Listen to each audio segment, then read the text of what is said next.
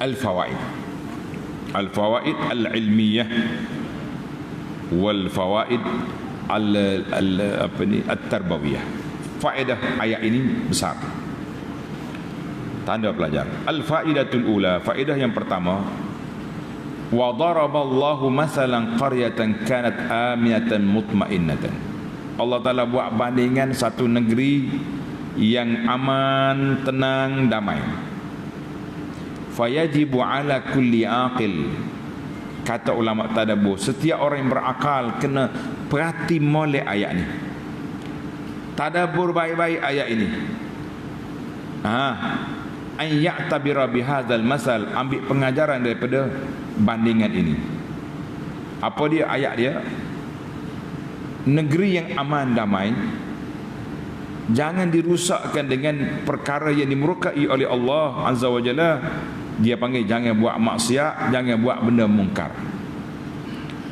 jangan buat kezaliman, jangan lawan nikmat Allah Ta'ala dengan kufur, dengan zalim, supaya negerimu kekal aman, kekal tenang, kekal damai, tidak ada bala bencana yang ditimpakan ke atas kamu. Tapi ingat moleklah, kalaulah negeri yang aman ini telah disalahgunakan nikmat, disalahgunakan nikmat dia, orang suruh buat nikmat, buat benda-benda, dia pergi buat benda mungkar dan maksiat, maka kamu tunggulah bala bencana akan ditimpakan ke atas kamu. Jadi bala itulah seperti yang kita sebut dalam hadis yang tadi. Allahul musta'an. Allah Ta'ala lah bantu kita semua, para jemaah sekalian, untuk apa? Untuk menyelamatkan negeri kita daripada apa? Daripada bala bencana yang ditimpa oleh Allah Azza wa Jalla. Maka kita orang beriman wajib jaga negeri, wajib kita jaga negara kita, jangan dirusakkan oleh siapa-siapa saja. Jangan dirusakkan, bahaya betul. Allahu Akbar. Maka cara dia macam mana? Cara dia dengan bersyukur nikmat. Kata orang, bisyukri tadumun ni'am. Dengan syukur kekalnya nikmat. Siapa dia kufur, hilang nikmat. Allah Ta'ala telah berjanji dalam Al-Quran surah Ibrahim ayat 7, la in syakartum la azidannakum. Kalau kamu syukur, aku tambah. Kata di para ulama tadabbur, dia kata apa? Asyukru hafizun wa jalibun. Syukur nikmat itu memberi kepada kita dua perkara. Yang pertama, hafiz, menjaga, dia jaga nikmat yang dia ada. Wa jalibun, menarik nikmat yang belum dapat dengan syukur. Ingat molek, syukur nikmat yang ada dijaga, nikmat yang belum ada dibawa. Alhamdulillah. Mari kita jadi manusia yang bersyukur pada Allah Azza wa Jalla. Jangan jadi manusia yang kufur nikmat. Jangan jadi manusia yang kufur nikmat. Cukup berbahaya orang yang kufur ni, para jemaah sekalian. Ingat molek dah. Jangan duk mudah-mudah buat benda karut-marut, jangan. Baik, kita pergi kepada yang kedua. Faedah yang kedua, fakafarat bi an'umillahi fa'azaqaha Allahu libasal ju'i wal khuf bima kanu yasna'un. Apabila mereka kufur, maka datanglah bala. Dalam ayat ini Allah Ta'ala bala dianya al-jadbu wal qahtu, kering, kemarau. Bila kemarau mari, rezeki jadi sempit. Punca kemarau mari mana? Mari daripada maksiat. Ingat molek, punca kemarau mari daripada maksiat yang dibuat oleh manusia. Sebab itulah Al-Imam Al-Bukhari contohnya bawa hadis daripada Abi Hurairah.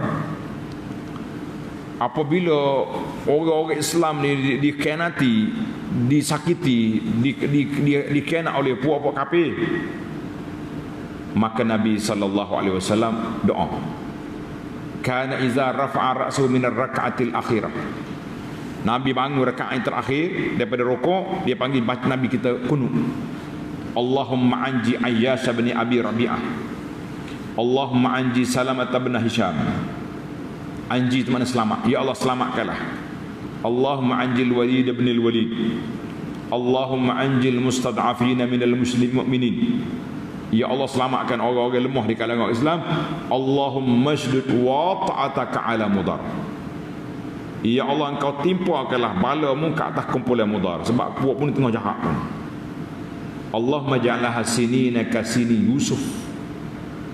Ya Allah, jadikanlah bala kemarau kering sebagaimana bala zaman Nabi Yusuf. Apa nak jadi tuan-tuan dan puan-puan, bila bala ni mari, pakat tak lagi dalam puak dia ni, sebagaimana hadis tadilah. Nah, kering kontang, makan, hidup makan benda-benda yang makan-makan ikut jumpa, apa dia jumpa makan belakang puak dia. Jadi cerita dianya panjang.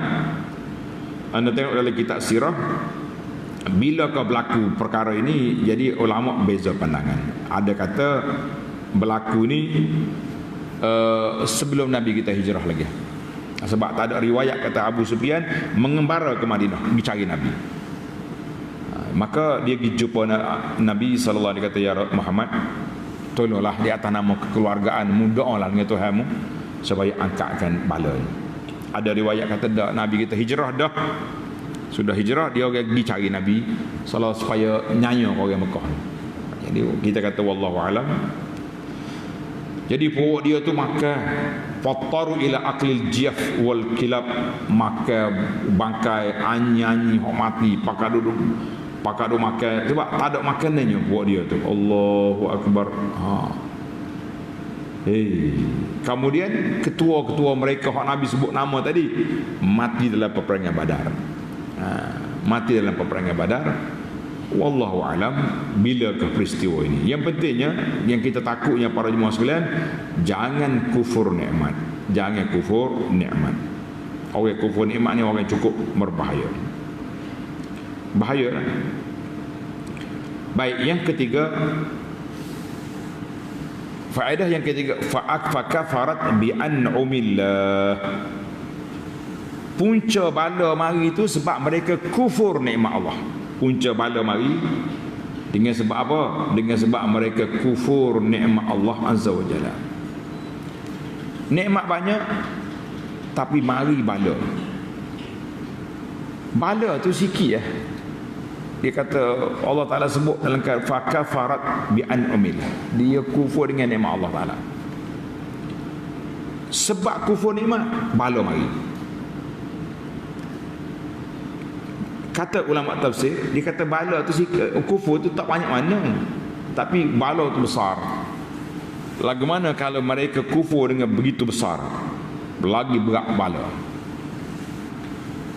Jadi di atas nama persaudaraan Islam, di atas nama ad-dinun nasihah, agama nasihat, ayat kita hari ini ayat tentang kufur nikmat, menyebabkan bala bencana. Ni anak duk perhati fenomena, dia panggil fenomena. Orang-orang yang mendapat kekayaan segera daripada orang miskin, budak kampung, nega main TikTok, jadi kaya. Tak kira lah, jual biskut, jual bedak sejuk, jual beg, jual berapa pun, kaya raya. Bila kaya, mula anak-anak sombong. Ingat molek, kekayaan menyebabkan kesombongan. Na'udzubillah. Sombong. Tengok kehidupan mewah, duk tunjuk kereta besar-besar, kehidupan keluarga tu melampau, nak buat hari jadi, tak mahu jadi orang dah, menjadi hantu. Kita kata ingat molek, sekali Allah Ta'ala sentap gudung perniagaan tu, tak pergi nak cari mana dah. Pergi cari pondok lah jawab dia, nak pergi duduk. Waktu senang, jangan buat benda yang karut-marut, jangan buat benda yang ajaib, yang pelik-pelik. Duk buat benda normalisasikan, puja hantu lah, puja berapa ni main. Jadi ini semua dah kita jadi orang yang molek-molek dah, tak usah duk main, tak usah main apa ni, tak usah duk main nak jadi hantu bunian lah, jadi orang sudah lah. Nasihatlah kepada orang-orang ni, ada setengah ni bahasa jenis duk tayar body, duk buat TikTok, pakaian tu kok pelik-pelik. Tina anak orang Islam tapi pakaian tu lebih pada ibu sia yang buat. Sampailah nasihat keluarga-keluarga tu lu nasihatlah. Mu kaya ni sekejap ya Tuhan nak ambil. Tuhan nak ambil sekejap ya. Negeri yang aman damai sekali bala mari hancur lebur. Empire kekayaan hak kita duk bina 1 juta 2 juta ni, sekali Tuhan nak sentak, tak ada bumi nak pijak dah kita. Syukurlah nikmat. Tutup berduduklah pakaian betul-betul patuh syariah, pakaian tutup aurat molek. Jangan uak hari jadi sampai juta-juta dengan main hantu berapa dia hidup. Jangan tunjuk kesombongan kita atas dunia. Korun lebih sombong daripada awak. Korun ni budak kampung. Dalam tafsir kata sebuah kali dengan Nabi Musa, dia bukannya setengah penceramah kata Korun ni berapa dia panggil menteri keuangan Firaun. Tidak. Dia muncul lepas Firaun tak ada dah. Dia kaya kemudian kaya macam ni, macam kaya baru. Walaupun tak ada TikTok zaman tu, tapi Korun boleh kaya. Bila orang lagi nasihat pada dia kata haza ilmi min indi, ini kepandaian aku, kebijaksanaan, lupa daripada Allah. Akhir sekali Allah sentak dia, ditelan oleh bumi. Umat dulu senang telan ke bumi, hancur lebur. Umat Muhammad sallallahu alaihi wasallam rahmatan lil alamin tak adalah apa ni seperti itu. Tapi kalau Tuhan nak tarik nikmat mudah ya. Bersederhanalah dalam hidup. Jangan melampau. Berilah nasihat kepada semua supaya hidup biarlah sederhana. Jangan tunjuk angkuh dengan nikmat yang Tuhan beri. Sombong dengan perbuatan-perbuatan kita. Sekali Tuhan tarik, tak tahu nak gimana kita. Allahul musta'an. Baiklah. Allahu akbar. Yang seterusnya Allah kata apa? Yang keempat, walaqad ja'ahum rasulun minhum fakazzabuh. Rasul ni alaihi wassalatu wassalam biasanya dia mari mengikut apa? Mengikut kaum. Orang kaum ni kaum nabi-nabi ni. Nabi kita Muhammad sallallahu alaihi wasallam walaupun dia rahmatan lil alamin tetapi kedatangan dia sallallahu alaihi wasallam kepada kaum Arab pada waktu tu nak bertapak tu di bumi Arab, di bumi Mekah. Al-Quran turun dengan lughat Quraisy, Al-Quran turun dengan bahasa Quraisy. Jadi orang Quraisy dengar baca Quran dia tahu. Sebab itulah dia larang Nabi kita baca Quran. Sayyidina Abu Bakar dia baca Quran. Habis budak-budak Tina Quraisy, anak Quraisy mari duduk dengar. Oi, syarak Abu Bakar, baca dalam rumahmu, jangan keluar. Dia takut. Sebab bila dia dengar Quran, dia orang boleh faham. Hak tak faham Quran ni, hak kerah kepala tak dengar kata je. Macam geng Abu Jahal, Abu Lahab. Geng-geng Pak Abu hak kerah kepala dia bukan tak faham pun. Dia nak lawan. Maka Allah Ta'ala sebut di sini, bila mereka kufur nikmat, tak syukur Nabi anak beranak dia, kitab dengan bahasa dia, tapi masih lagi tak syukur, lawan, maka ketika itu datangnya azabul istiqsal, azab yang membinasakan seluruhnya. Tak ninggal bakar, Kelantan kata tulis azab tak ninggal bakar. Payah juga dah. Dipanggil tak ninggal bakar bahasa Arab. Baiklah, kita pergi pada yang kelima, yang terakhir. Fakulu mimma razaqakumullahu halalan tayyiba washkuru ni'matallah in kuntum iyyahu ta'budun. Makalah yang baik-baik, yang halal, yang tayyib. Sekarang ni orang mudah nak kaya, dia tak peduli halal haram. Jual gapo pun laku jual. Ada duit melabur dalam saham-saham, patuh syariah ke tak patuh syariah, kira jalan terus asalkan ada duit. Jangan tuan-tuan. Bagi kita orang kaya, tuan-tuan kaya tu semak dulu nak melabur duit tu.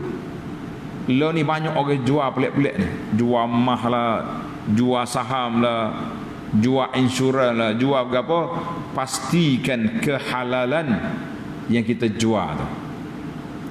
Baik, contohnya orang ni orang jual, barang dia jual biskut. Biskut ni halal, tak ada apa, logo halal pun dapat. Tapi kalau tuan dia nak jual duk TikTok dengan tak utuh aurat, nampak bulu tiuk, kata orang hotel mek ni jual, itu tidak tayyib nama dia. Itu kasbun ghair tayyib. Mu nak jual bedak ke nak jual body? Ini masalah kita. Nak jual bedak ke nak jual body?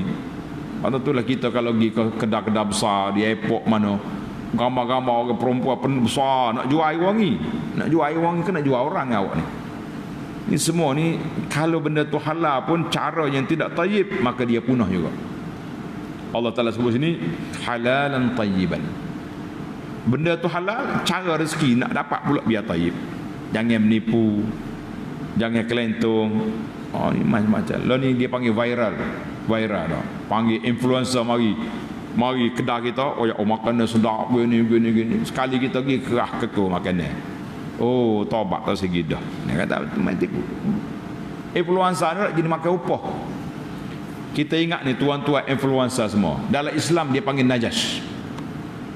Nabi kita larang daripada bai'un najas. Bai'un najas ni kita puji benda hak tak berpuji. Kita angkat harga yang tak sepatutnya diangkat. Tapi orang beli bukan sebab benda tu, sebab kita. Jadi dengan sebab influencer duduk iklan, duduk ni, orang apa ni mari pakak beli, ingat molek. Kerja ini tak ada keberkatan di sisi Allah Azza wa Jalla, maka cukup berbahaya. Jadi baiklah para jemaah sekalian, kita rasa itulah nasihat yang kita nak beri. Yang terakhir Tuhan kata, washkuru ni'matallah in kuntum iyyahu ta'budun. Syukurlah nikmat Allah kalau kamu betul-betul terus menyembah Allah Azza wa Jalla. Jadi marilah kita semua para jemaah sekalian, jadilah manusia yang bersyukur. Allahumma ja'alna minasyakirin. Ya Allah, jadikan kami orang yang bersyukur. Wa minal mutawadhi'in, orang yang tawadhu'. Lagi kaya, lagi tawadhu' kita. Lagi kaya, lagi tinggi kesyukuran kita kepada Allah Azza wa Jalla. Ni kaya sikit ni sombong dah. Oh, nampak buat majlis tu gah. Tak boleh jadi orang, nak jadi hantu macam-macam. Allahul musta'an. Mudah-mudahan Allah selamatkan negeri kita.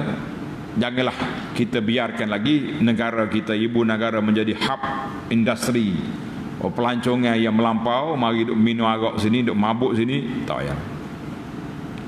Kalau ada orang nak buat, tolonglah nasihat. Kawan-kawan yang berkuasa sekali dengan dia tu, jangan duk elok lah.